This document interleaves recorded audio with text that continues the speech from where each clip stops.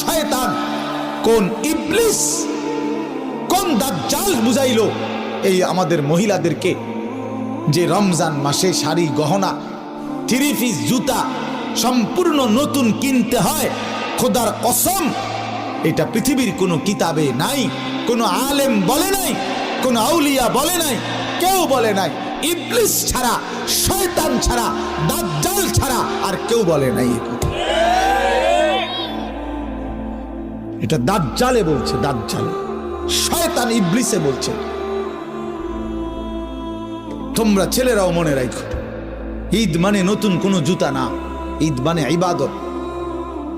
ঈদ তার জন্য খোদার কসম নবীজি বলছে ফারাহাতুন ইনদা ফিতরিহি, ঈদুল ফিতরের আনন্দ তো রোজাদারের বেটা, হারাম করে আবার ঈদের আনন্দ কি?